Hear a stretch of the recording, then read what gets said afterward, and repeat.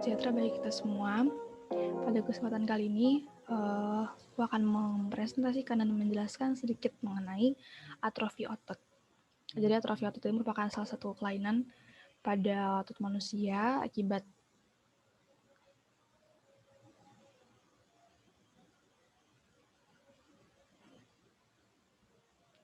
terjadinya kondisi-kondisi tertentu. Kemudian, langsung saja kita next. Jadi materi ini akan telah disusun oleh saya sendiri, Carolina Gisopia, dan juga Putri Ramadhani, rekan saya. Adapun pokok bahasan dalam pemaparan materi hari ini, yang pertama adalah mengenai pengertian dari atrofi otot itu sendiri, kemudian keadaan normalnya seperti apa dan patologisnya seperti apa, kemudian manifestasi klinis, penyebab dan akibatnya, kemudian cara mengatasinya, dan saran dari ahli Kesmas atau sudut pandang Kesmas sendiri, dan yang terakhir tindak lanjut dan pengobatannya. Next. Baiklah, selanjutnya kita akan bahas mengenai pengertian dulu ya kan. Jadi apa sih sebenarnya atrofi otot itu? Atrofi otot merupakan salah satu bentuk adaptasi yang ditandai oleh berkurangnya ukuran jaringan atau organ dalam tubuh.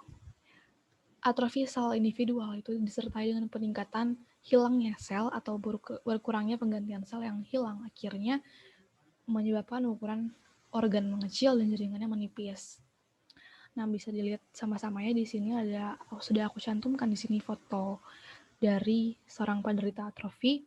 Jadi massa ototnya mengecil jadi berkurang dan massa ototnya jadi kecil seperti ini.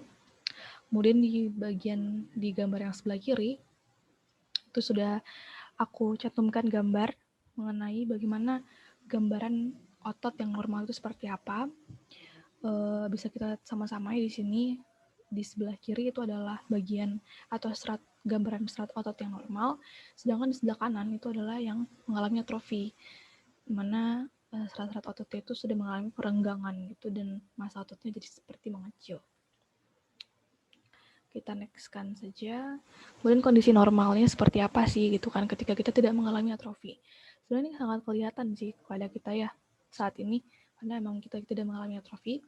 Tapi di sini aku menggambarkan lagi kondisi normal otot manusia itu seperti apa. Tuh. Jadi bisa kita lihat sama-sama ya di sini dalam kondisi normal sel-sel otot itu akan berbentuknya seperti ini gitu. Kemudian ketika atrofi, kondisi ototnya akan mengkecil seperti ini. Nah, juga di bagian atas ini aku juga cantumkan gambar bagaimana gambaran ketika kondisi otot kita tuh normal tanpa ada kelainan atau gangguan seperti itu. Bisa kita lihat di sini ya, ketika di mikroskop ternyata bentuk serat otot itu seperti ini dalam kondisi yang normal. Dan bisa kita lihat juga ternyata dari bagaimana mekanisme kontraksi otot dalam kondisi yang normal. Yang pertama adanya rangsangan dari otak melalui akson neuron motorik ke serabut otot. Yang kedua, asetilkolin yang berada di sinaptik gutter akan berdekatan dengan reseptornya pada sarkolema, sehingga dapat terjadi depolarisasi membran dan menimbulkan potensial aksi-aksi otot, aksi sel otot terangkat serta menyebabkan ion natrium dan kaliumnya keluar. Yang ketiga adalah potensial aksi yang disebarkan dari membran sel akan diteruskan melalui tubulus T. Selanjutnya merangsang terminal sisterna sarkoplasmik retikulum untuk melepaskan ion kalsium. Mungkin ini sedikit terlihat ribet ya, tapi intinya adalah ketika dalam kondisi normal, protein-protein yang ada dalam tubuh kita tuh mampu untuk bekerja dalam membantu mekanisme kontraksi otot dan relaksasi otot gitu. Sehingga otot kita bisa berfungsi normal dan berbentuk normal. Kita next saja. Kemudian yang selanjutnya adalah patologis dari atrofi otot. Ada 3 di sini aku bagi. Yang pertama itu adalah kekurangan nutrisi yang sebagian besar nutrisi tersebut itu berasal dari protein saat proses sintesis protein pada ribosom. Nah, saat terjadi kekurangan nutrisi, itu akan mengakibatkan terganggunya proses sintesis protein yang terjadi di ribosom dalam sel tubuh. Terganggunya proses sintesis protein itu akan mengakibatkan ribosom itu tidak berfungsi. Nah, saat ribosom tidak berfungsi, Lama-kelamaan ribosom ini akan semakin sedikit jumlahnya dan volume sel akan semakin sedikit atau bahkan hilang, makanya ditandai dengan mengecilnya otot tadi ya.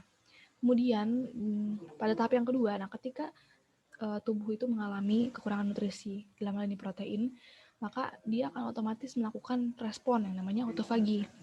Yaitu adalah program bertahan hidup purba yang memungkinkan sel untuk secara harafiah mengkonsumsi diri mereka sendiri selama masa-masa kekurangan nutrisi yang ekstrim. Selama autofagi, vesikel membran ganda yang dikenal sebagai autofagosom terbentuk di sekitar sitoplasma dan seluruh organel seperti mitokondria dan kemudian menyatu dengan lisosom di mana isi vesikel terdegradasi. Itu. Kemudian di tahap yang ketiga, ketika tubuh ternyata tidak bisa lagi untuk meregenerasi sel-sel telah terdegradasi itu, akhirnya dia akan mengalami penghancuran serabut otot yang akan digantikan oleh jaringan fibrosa dan lemak. Bagian serabut otot yang tersisa adalah membran sel dan nukleus tanpa disertai dengan protein kontraktil. Kemampuan untuk meregenerasi miofibril akan menurun, jaringan fibrosa yang terjadi akibat atrofi degeneratif juga memiliki kecenderungan untuk memendek yang disebut dengan kontraktur. Nah, hal inilah harus diwaspadai oleh para fisioterapis dalam menangani pasien yang mengalami atrofi otot. Jangan sampai atrofinya itu menjadi kontraktur atau memendek tadi ototnya. Kemudian kita ke manifestasi klinis. Jadi manifestasi klinis itu merupakan dampak atau gejala yang timbul setelah dampak, bisa jadi dampak atau gejala yang bisa terjadi ketika kita sudah mengalami atrofi otot. Yang pertama adalah beban kerja berkurang. Beban kerja berkurang yang maksud di sini adalah ketika penderita atrofi itu kan otomatis dia ototnya kaku-kaku. Maka dia tidak bisa lagi untuk memaksimalkan kerja ototnya seperti biasa ketika kondisi normal. Jadi ini makanya dikatakan bahwa beban kerjanya akan berkurang seperti itu. Kemudian juga adalah kerusakan syaraf, kekurangan suplai darah, kekurangan gizi atau nutrisi, hilangnya stimulasi endokrin. Nah, penyebab umumnya ternyata ada banyak, tapi di sini mengklasifikasikannya cuman mencantumkannya di sini cuman 9. Yang pertama adalah pekerjaan yang menuntut untuk sedikit bergerak gitu. Mungkin kita nggak sadar karena saat bekerja di depan komputer, sebenarnya ada beberapa otot atau bagian tubuh yang jarang digunakan gitu kan. Padahal tubuh yang semakin jarang ini akan berpotensi untuk menyebabkan terjadinya atrofi otot. Yang kedua, terlalu lama berbaring di tempat tidur. Nah, terlalu lama berbaring di tempat tidur kan ini akan membuat otot-otot pada tubuh kita tuh semakin jarang dan semakin sedikit gitu gerakannya. Jadi inilah juga yang akan mengakibatkan terjadinya atrofi. Kemudian pernah mengalami stroke gitu. Masalah kesehatan yang bisa menimbulkan atrofi itu misalnya stroke. Pada bagian karena sering kali penyakit tersebut itu membatasi ruang gerak pasien sehingga otot-ototnya itu jarang digunakan. Sebenarnya lebih kayak jarang-jarang digunakan gitu ya. Kemudian ada profesi tertentu seperti astronot yang karena dia kesehariannya tuh jarang menggunakan gravitasi. Kemudian luka bakar, malnutrisi, distrofi otot, dan osteoartritis, dan juga rheumatoid arthritis. Kemudian akibatnya di sini adalah terbatasnya gerak pastinya ya. Kemudian otot yang tampak mengecil seperti gambar tadi sudah jelas. Otot yang ringan, masalah pada leher. Nah, masalah pada leher ini biasanya terjadi karena memang akan mengalami penderita atrofi ini akan mengalami otot kaku ya kan. Nah, hal ini perlu diwaspadai jika terjadi keganjalan atau kaku pada leher. Nah, ini bisa jadi tandanya gitu. Lanjut aja kita ke yang nomor 5. Ada akibat lain lagi yang itu lemas, pusing, dan juga otot yang kaku. Seperti tadi. Kemudian jenis-jenis atrofi, di sini aku mengklasifikasikannya, dia diklasifikasikan menjadi 2, yaitu atrofi otot fisiologis dan atrofi neurogenik. Atrofi otot fisiologis itu adalah yang dialami oleh orang yang dengan tingkat aktivitas yang rendah, misalnya terlalu lama duduk, atau berbaring, atau jarang olahraga, atau kurangnya aktivitas fisik. Otot tubuh itu akan semakin jarang digunakan gitu kan ketika kita tidak melakukan aktivitas itu. Hal ini dapat membuat jaringan otot mengecil dan mengalami atrofi. Kemudian ada atrofi neurogenik. Atrofi yang muncul karena pasien ini mengalami cedera atau penyakit seperti multiple sclerosis dan yang menyerang syaraf. Penyebabnya itu bisa karena ALS, ada sindrom carpal tunnel dan GBS. Kita next saja. Kemudian ada kaitannya antara atrofi dengan sistem reproduksi dan juga syaraf. Ternyata misalnya pada penderita Alzheimer, dia akan mengalami atrofi pada otaknya. Pada penderita Alzheimer, nanti cerebrum itu akan mengalami atrofi, yaitu gyrus cerebrum akan menjadi lebih kecil atau menciut, sedangkan sulcusnya melebar. Nah, penderita Alzheimer itu nanti akan mengalami yang namanya sulit mengingat nama atau lupa meletakkan suatu barang. Ini merupakan akibat dari atrofi otak yang sangat mematikan karena sel-sel saraf pada otaknya itu akan mati. Kemudian atrofi pada organ reproduksi, yaitu pada testis. Kebanyakan atrofi testis ini diawali dengan orkitis, yaitu peradangan pada testis yang disebabkan oleh infeksi. Biasanya infeksi tersebut ditandai dengan gejala pembekakan testis. Pada orkitis dapat terjadi kerusakan pembuluh darah pada korda spermatik yang dapat menyebabkan atrofi testis. Kita next saja. Selanjutnya adalah cara mengatasinya seperti apa. Di sini ada 4. Yang pertama, aktivitas fisik. Orang yang mengalami atrofi otot tapi masih bisa melakukan pergerakan itu sangat dianjurkan untuk melakukan aktivitas fisik atau olahraga secara teratur. Hal ini akan memulihkan jaringan otot yang mengalami penurunan massa dan menjadi lemah akibat kurangnya bergerak. Kemudian ada fisioterapi yang paling banyak. Rehabilitasi fisik atau fisioterapi ini bertujuan untuk mengembalikan massa otot yang hilang akibat atrofi otot. Nah, fisioterapi ini biasanya dilakukan untuk mengatasi atrofi otot yang berat atau disebabkan oleh penyakit tertentu, misalnya karena stroke, kelumpuhan, kelainan syaraf, dan kanker. Kemudian ada diet khusus. Untuk meningkatkan massa otot, tubuh membutuhkan kalori dan bahan baku berupa protein. Oleh karena itu, protein otot disarankan untuk penderita atrofi disarankan untuk menjalani diet khusus tinggi protein agar jaringan otot tubuhnya tuh bertambah. Kemudian ada obat-obatan dan operasi. Selain ada penanganan atrofi otot itu, juga dokter akan memberikan obat-obatan yang biasanya digunakan untuk mengobati kanker, kelainan autoimun, atau gangguan saraf yang menyebabkan otot menyusut. Pada kasus tertentu, dokter mungkin akan melakukan tindakan operasi untuk menangani atrofi otot, khususnya yang disebabkan karena kontraktur otot. Baiklah, langsung kita next saja. Jadi selanjutnya itu adalah saran atau sudut pandang dari Kiasmas dalam menghadapi fenomena atrofi ini gitu. Yang pastinya yang sedang saya lakukan di sini adalah melakukan edukasi kesehatan, khususnya kepada anggota keluarga yang harapannya bisa meningkatkan pemahaman dan pengetahuan terkait penyakit atrofi ini. Kemudian nanti seorang Kiasmas juga akan mengidentifikasi faktor resiko apa saja yang menyebabkan terjadinya atrofi otot ini. Yang dimana setelah dari sini akan terjadi yang namanya advokasi kesehatan untuk mengembangkan kebijakan-kebijakan dan regulasi untuk penanganan penyakit ini. Gitu.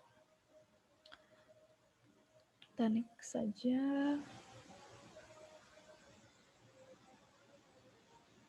Oke. Nah, ini adalah tahap terakhir dari presentasi ini. Itu mengenai tindak lanjut dan pengobatan. Di sini ada 5 jenis. Yang pertama adalah olahraga. Beberapa jenis yang direkomendasikan antara lain adalah olahraga air untuk membantu pasien lebih mudah bergerak.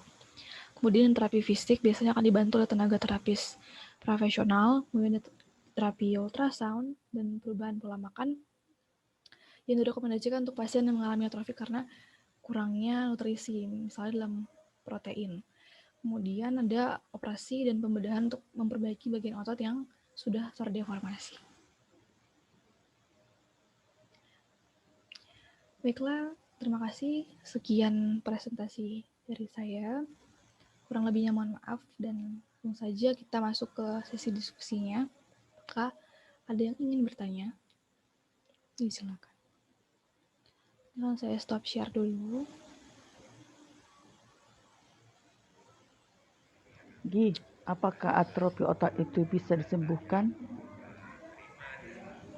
Makasih.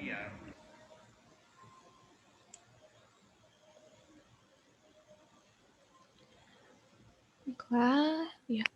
Terima kasih atas pertanyaannya. Jadi menurut sumber yang saya baca juga, secara umum memang tidak ada penanganan spesifik yang dapat mengatasi atau mengembalikan kondisi otak yang telah mengalami atrofi. Terutama apabila atrofi ini berkaitan dengan proses penuaan dan penyakit Alzheimer, cerebral palsy, dan sebagainya. Namun bila atrofi yang terjadi karena disebabkan oleh penyakit-penyakit infeksi atau hal penyakit lain yang mendasari seperti AIDS, infeksi otak, stroke, dan lain-lain, maka penanganan yang dilakukan itu akan ada sesuai dengan penyakit yang mendasari tersebut untuk mengatasi permasalahan utama sekaligus menghambat terjadinya atrofi otak. Oleh sebab itu, dengan demikian atrofi cerebri termasuk kondisi yang bersifat irreversibel atau tidak dapat kembali lagi seperti semula. Tapi kita bisa mencegah kemunduran fungsi otaknya yaitu dengan cara tidur dan istirahat yang cukup, berhenti merokok, menjaga kebutuhan gizi agar tetap seimbang, mengontrol kondisi medis yang mendasari seperti diabetes, hipertensi, dan lain-lain, olahraga ringan yang rutin dan teratur. Mungkin sekian jawabannya yang dapat saya berikan. Bagaimana kepada penanya? Nama? Oke, baik. Terima kasih karena sudah tidak ada lagi ya yang ingin ditanyakan. Akan saya tutup. Terima kasih atas perhatian dan partisipasinya. Selamat malam.